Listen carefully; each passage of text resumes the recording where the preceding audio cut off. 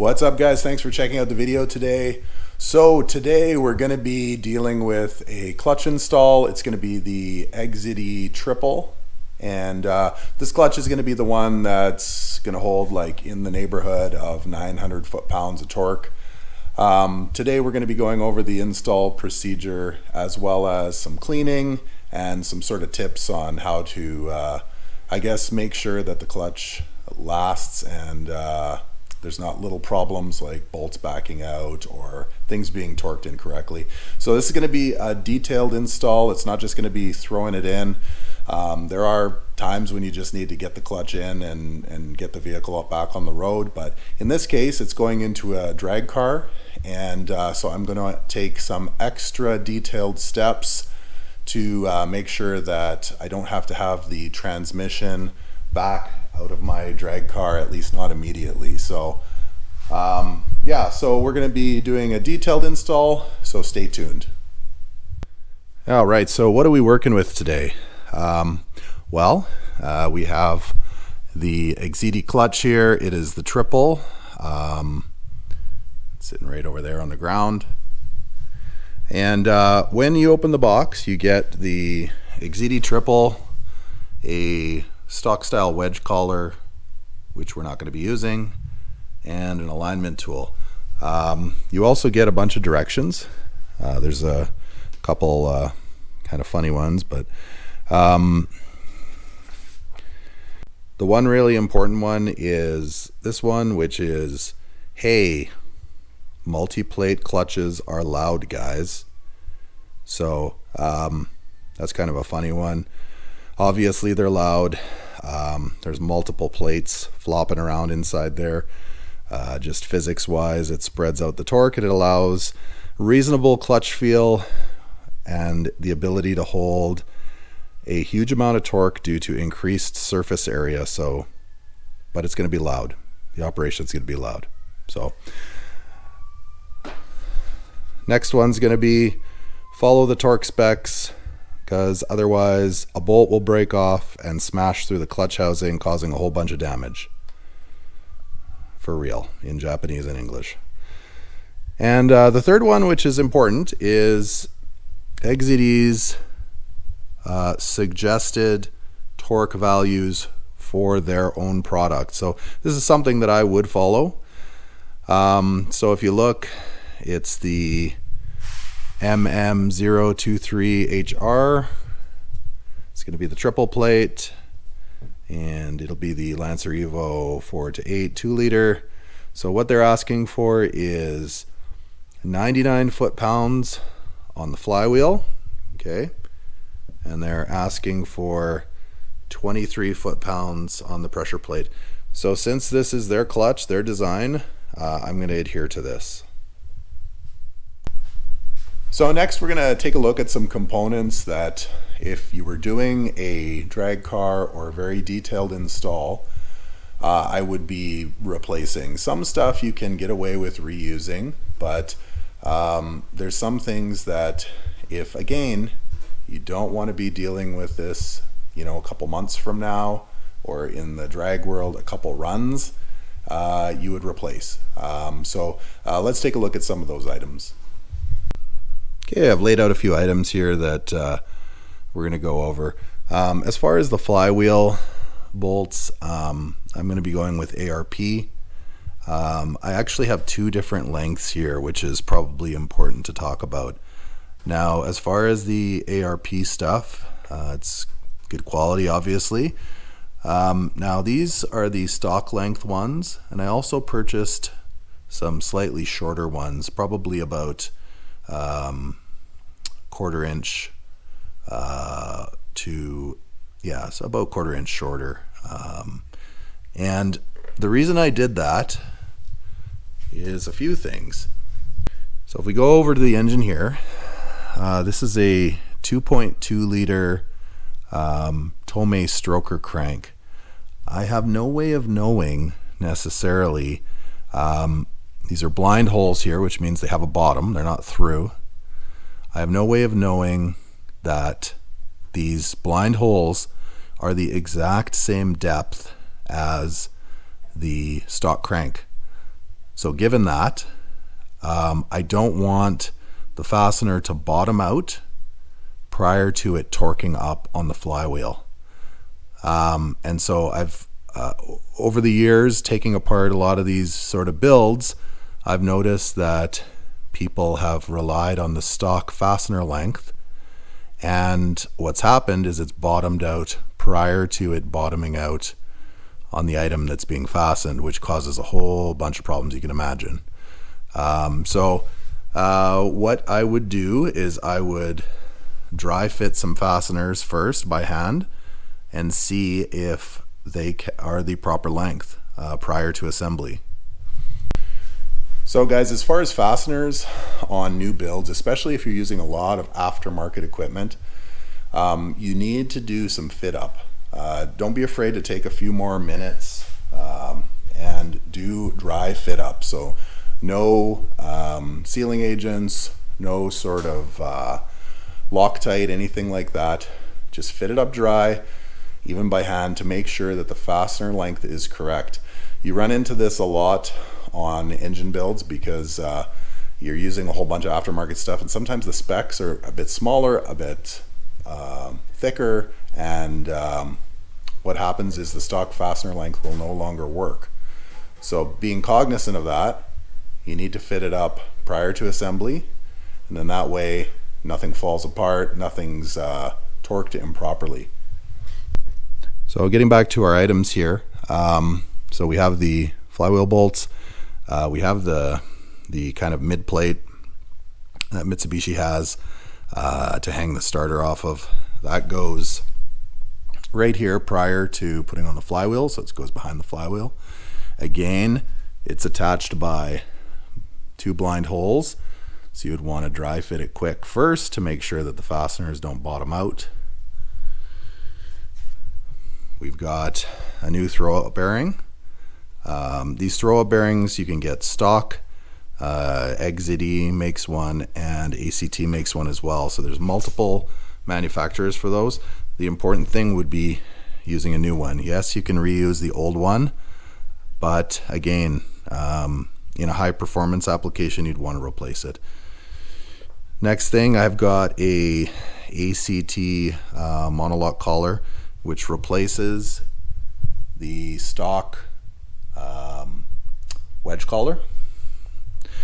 These are stock wedge collars are fine for stock applications, but under a lot of power, you would want to go to the monolock collar. It's sort of tried and tested. It's beefier, and the failure rate is pretty much non-existent. I haven't actually seen one fail that's installed properly.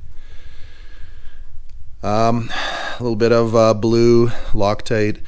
I could talk an entire episode here on just Loctites. I use blue a lot because things always have the possibility of coming back apart. Red and black and all the other stuff is too much, in my opinion. I've got a new slave cylinder, and as well, I'm going to be replacing the clutch line. So the line that goes from the clutch reservoir to the slave cylinder. This is only one part of it. I've got another part coming. It's quite long, but it's all going to be stainless steel, and that's going to be for clutch feel. And of course, we need an alignment tool and the clutch itself, obviously. Okay, so those are some of the things that we're going to need for our detailed clutch install. First thing that we're going to do is disassemble the clutch itself and do a little bit of cleaning. Okay, so first thing we're going to do is loosen off and remove the cover, front cover.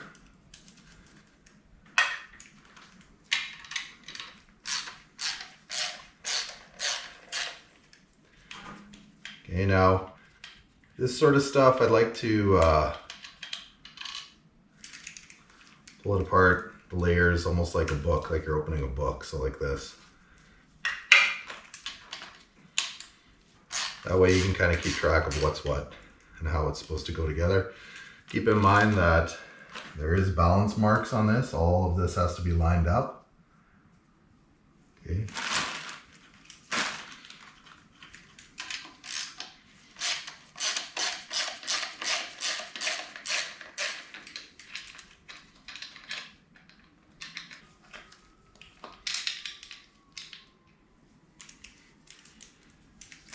Okay, so opening the clutch like a book. Cover comes off. You can see there's a blue mark there. That's going to line up later. Flip it over. One. Next plate.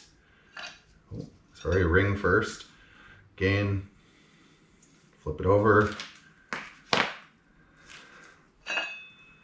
First plate. Blue mark also.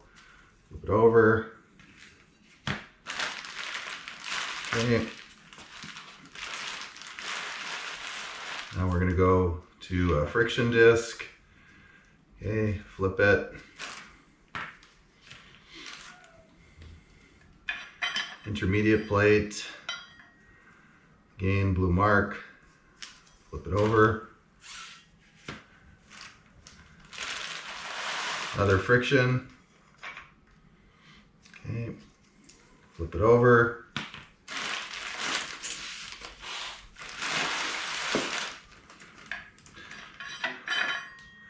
Another intermediate disc, flip it over. Last friction comes out. Okay, we also have this bit. Okay, flip this all over.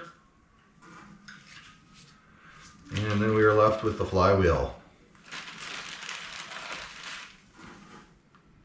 Okay, so again, got a bunch of blue paint marks that we can line up. That means that the clutch is factory balanced. All of those marks have to align. Okay, so the first thing that we would do now is any metal surfaces that have any sort of oil to preserve them from like rust or corrosion have to be cleaned. You stay away from the friction material. You just don't touch it.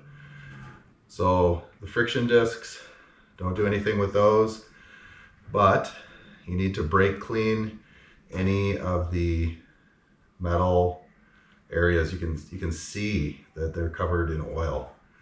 Okay, you don't want that. Okay, so again, be mindful of the direction and everything because we've already set that up. Why mess with that? All right. But you're going to clean all the metal areas, okay, including that disc there, including the front cover. All right, get rid of all that packing oil. It's basically what it is to preserve the clutch while it sits in a warehouse, right?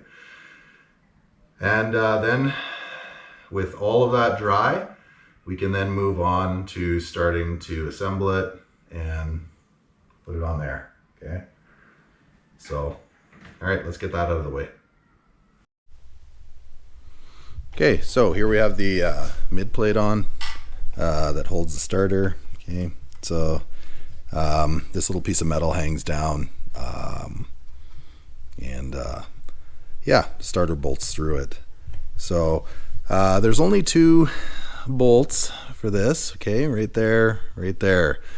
It does have some play in it, so be aware of that and make sure that you line up the holes, or else you're gonna have a hard time getting your transmission fastened because the threads on the fasteners are going to hang up on this piece of metal. So make sure it's centered, okay? Because if I loosen these off, these 2 here, this plate will shift a little bit, okay? Just on these fasteners. So make sure it's centered so that you can get those fasteners in. Okay, next thing we're going to do here is fit up the flywheel, and then we're going to dry fit it first before putting on the thread lock.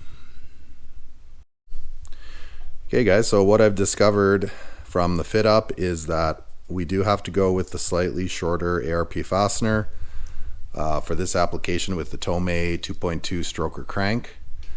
The reason being, and I've run into this before with other cranks, the stock 93 plus 4G63 ARP fastener is just slightly too long, and it's coming down to about 2 mil.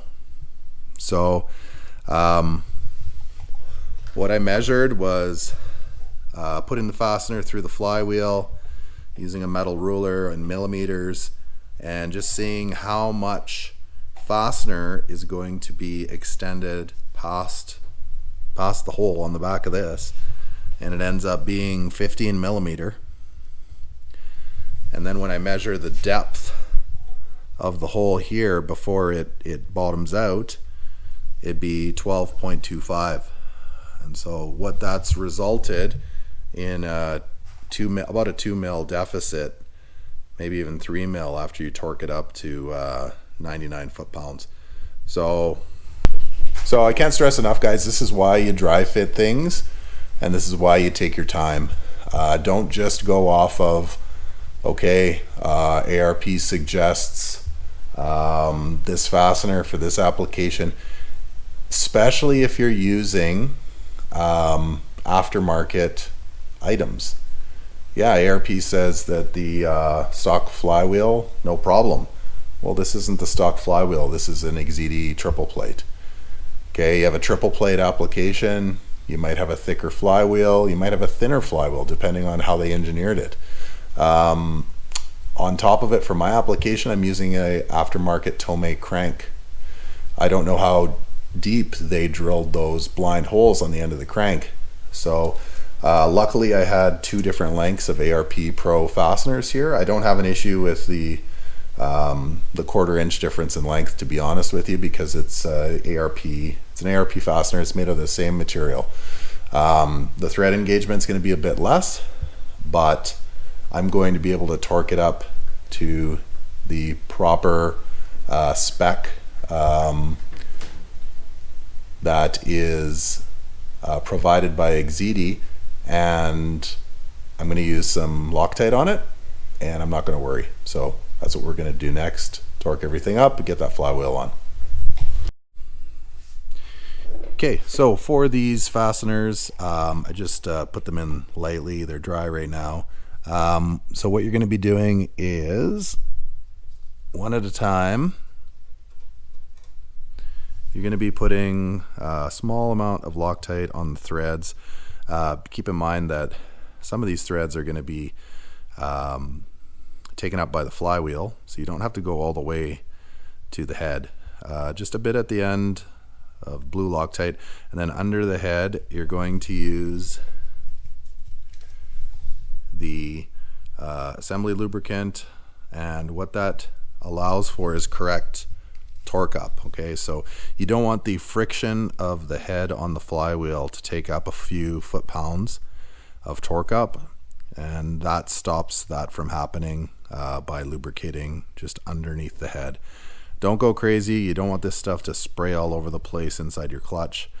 It's just a very small amount underneath the head, and then a little bit of blue Loctite on the end.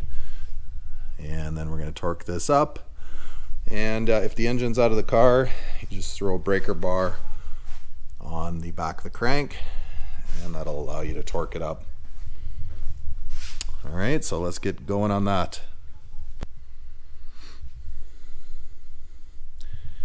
Okay guys, so this has all been torqued up, and I've rotated the clutch around so that I can see the alignment mark. That's going to be important for as you stack the plates.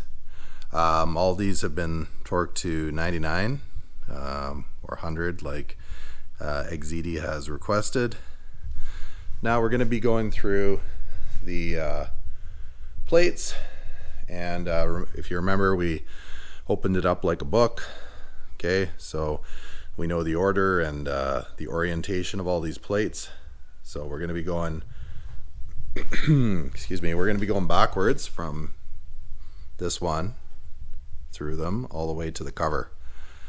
Okay, and so we have to use the alignment tool, which is supplied right here, and so let's get cracking on that.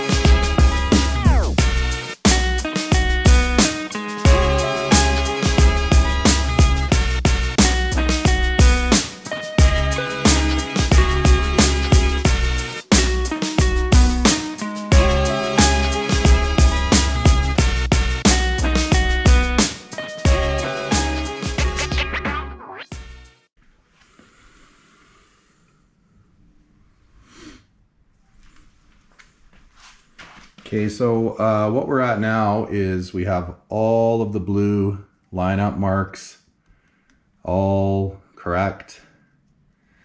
We have these fasteners hand tight. Now, at this point, what you're gonna have to do is make sure that this alignment tool is level with the plane of the crank going this way.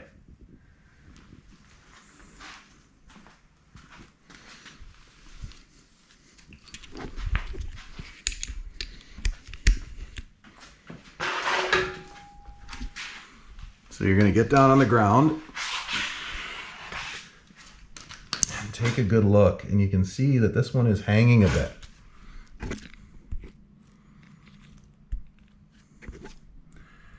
So you can see that this one's hanging a bit, kind of like this.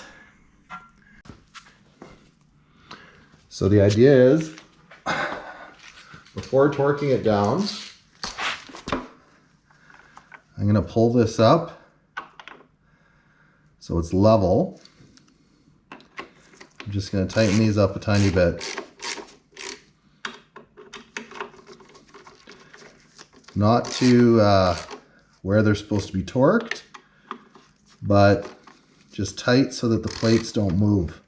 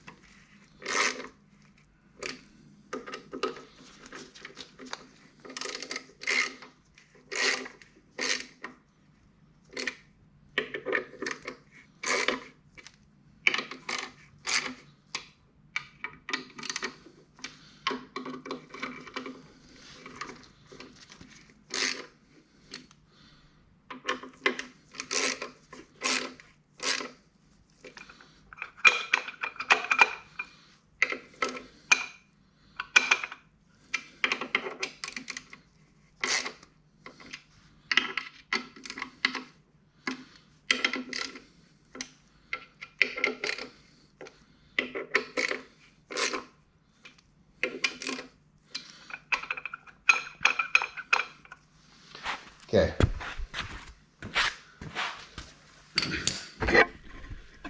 Okay, these guys are not torqued, but they're snug to make sure that the plates don't shift.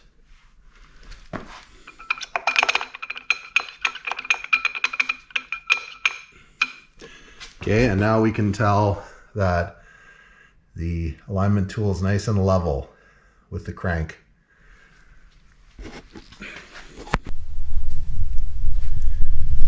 Okay guys, so why did we go to all that trouble to make sure that that alignment tool was on the same plane that the crank is through the engine? Why did we do that? So the reason that we went to that extent was because when the input shaft is inserted into the clutch, everything is splined. Obviously there's going to be friction, stuff like that. That input shaft going through a multi-plate clutch, like a triple plate, if you just kind of throw things on, rely on the alignment tool, and just tighten it down, torque it down, what's going to happen is, just based on gravity, that those successive plates are going to sag. And what that's going to cause when you're trying to get that input shaft in there is a lot of struggle. So to get around that, what you want to do is you want to make sure that that input shaft, you want to make sure that that alignment tool is super easy to pull out. It shouldn't be like you're yanking it out. It should be like this. Okay? So that it's very, very easy to take in and out. That's going to mean that that input shaft is going to slide in there and cause you a lot less stress. So at this point, I know that just from feeling it, that this alignment tool is nice and even with the rest of the engine, the crank, the plane of the crank. So now I'm going to torque this down to, I believe it's 29, but let's make sure. Let's take a quick look here. 23. Okay, so I'm going to torque it down to 23. I'm going to do a star pattern, right? And then I can pull this out and you'll see that it won't be under any stress. So let's torque this all down. Okay, so we've torqued the cover down to 23 foot-pounds, and it's gone fine. So now, like I said earlier about the aligning the alignment tool with the rest of the engine here, especially the plane of the crank, look how easy it is to pull this out. Like, yeah, I mean, and it'll go right back in. That's how it should be. Okay, and that means that all those splines are aligned correctly. They're not slanted down as you go forward, and that's going to allow you to put on that transmission with way more ease. You're not going to have to struggle with a multi-plate clutch. So just keep that in mind.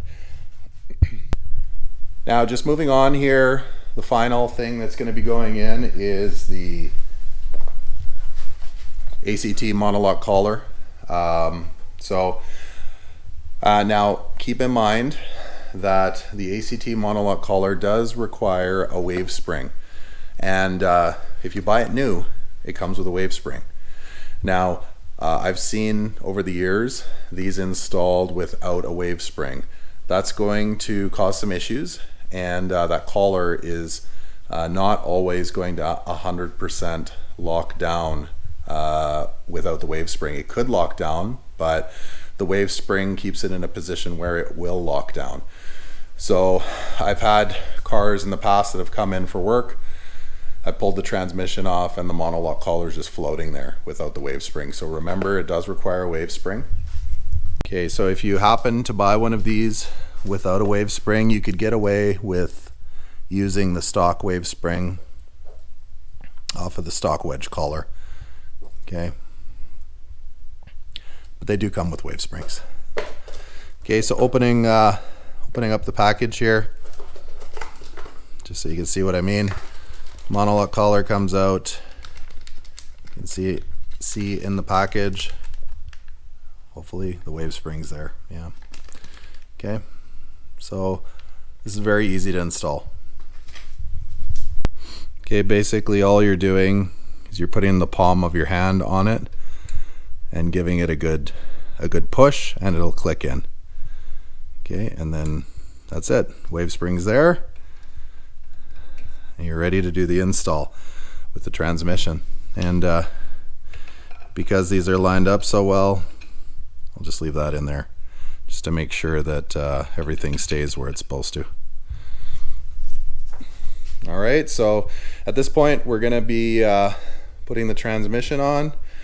I'll probably cut it off there, but that's the detailed install of the Exedy Triple Plate. Okay guys, so thank you very much for watching the video today. This is going to be the detailed install of the Exedy Triple Plate. I hope you enjoyed it. I hope I was able to supply you with a little bit extra information to make your install go well. I'm going to be putting on the transmission next, but I'm not going to video that. I've done it several times on this channel before, and so if you peruse some of my older videos, you can see how I get the transmission on without the engine in the car, which is a little bit of a struggle, but it's not so bad. So if you haven't already subscribed to the channel, please hit that subscribe button. Make sure you hit that bell to make sure that you get those updates whenever I put up a new video. And as well, come check me out on Instagram at Wrench Rampage. Have a good night.